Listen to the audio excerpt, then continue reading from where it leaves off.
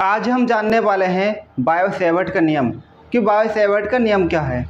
तो भाई बायो-सेवर्ट का जो नियम है वो क्या बताता है कि कोई धारावाही चालक है, कोई तार है जिसके अंदर करंट चल रहा है, तो उसके छोटे से भाग dl के कारण, यानी मान लो इसकी पूरी की लंबाई l है तो उसका जो छोटा भाग होगा वो केवल dl, यानी dl कह सकते हो या डेल l कह सकते हो।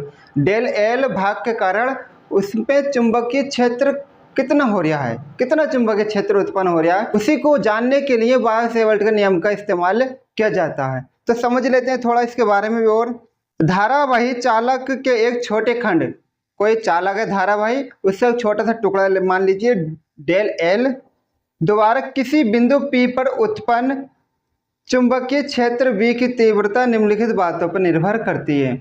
उन्होंने बताया कि जो चुंबकीय क्षेत्र की तीव्रता होगी उस बिंदु के उस छोटी सी लंबाई dl के कारण, तो वो किन किन पॉइंटों पर निर्भर करती है। चित्र आपको दिख रहा है, आप देखिए। इसमें क्या एक तार दिया है, इसके अंदर I एम्पियर की, कैपिटल I एम्पियर की विद्युत धारा प्रवाहित हो रही है और इसकी एक छोटी सी लंबाई डेल l मान ली है हमने, और थीटा डिग्री कोण पर एक बिंदु P है जहां पर हमें चुंबकीय क्षेत्र की गणना करनी है। और जो चुंबकीय क्षेत्र की गणना करनी है कैपिटल P बिंदु पर, वहां तक की लंबाई स्मॉल r दूरी दी गई है, यानी स्मॉल r दूरी दी गई है। अब देखते हैं भाई, तो पहला पॉइंट क्या बताया है कि जो चुंबकीय क्षेत्र होता है, चुंबकीय क्षेत्र होता है, यानी चुंबकीय क्षेत्र की तीव्रता कह सकते हो, चुंबकीय क्षेत्र होता है वह चालक खंड की लंबाई, चालक खंड की लंबाई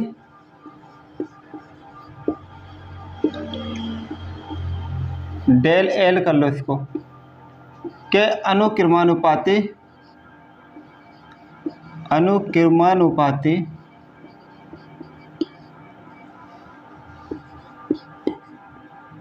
होता है, यानी अर्थात कह सकते हैं इसको कि V अनुक्रमानुपाती डेल l। ये समीकरण 1 मान लेंगे इसको इस तरीके से बना के। अगला पॉइंट, ये पॉइंट नंबर 1 था। पॉइंट नंबर 2 देखेंगे। चालक खंड में प्रवाहित धारा कैपिटल I के अनुक्रमानुपाती होता है। क्या होता है अनुक्रमानुपाती? चुंबकीय क्षेत्र, यानी B अनुक्रमानुपाती I, ये समीकरण नंबर 2 बन जाएगा। तो भाई यहाँ इसमें बोल दिया है कि जो B होता है ना वो डेल l के अनुक्रमानुपाती होता है। इसमें कहा कि जो डेल l लंबाई है उसके अंदर वो धारा प्रवाहित हो रही है कैपिटल I एम्पियर की, उसके अनुक्रमानुपाती भी होता है। तो ये पॉइंट नंबर 2 आ गया। अब लिखेंगे पॉइंट नंबर 3, चालक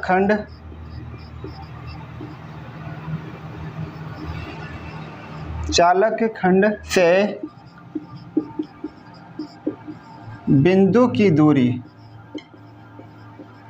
बताओ जो कैपिटल P है वो कितनी दूरी पर है, कितनी दूरी पर? स्मॉल r दूरी पर है ना।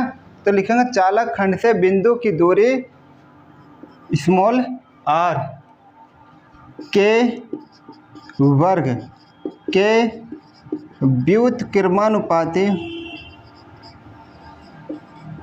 व्युत्क्रमानुपाती होता है। क्या होता है? व्युत्क्रमानुपाती। तो व्युत्क्रमानुपाती का मतलब क्या होता है? 1/में हो लिखेंगे इसको, होता तो अनुक्रमानुपाती पर इसको 1/में कर लिखेंगे। तो भाई यहाँ पे क्या बनेगा? B अनुक्रमानुपाती 1/r²। अगर वो व्युत्क्रमानुपाती नहीं बोलता तो बटेगा 1/में नहीं लिखते इसको, इसने बोल दिया व्युत्क्रमानुपाती, इसलिए हमने इसको बटे में लिख लिया है। तो ये हो गया हमारे पॉइंट नंबर 3। अगला पॉइंट क्या बोला है? धारा की दिशा और बिंदु के बीच के कोण, धारा की दिशा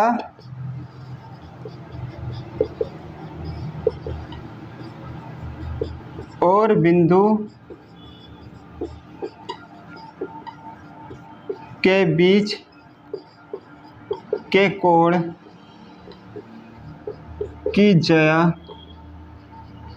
के अनुक्रमानुपाती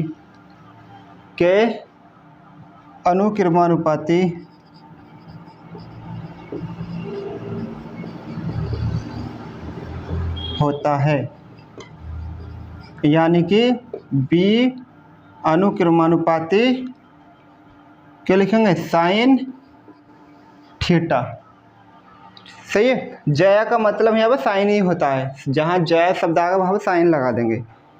तो ये चारों पॉइंट इसने बता दिए हैं कि ये ऐसे ऐसे इसके ऊपर डिपेंड करता है, निर्भर करता है। अब हम चारों को मिला के एक फॉर्मूला बनाने की कोशिश करेंगे। तो लिखेंगे यहाँ पर चारों नियमों को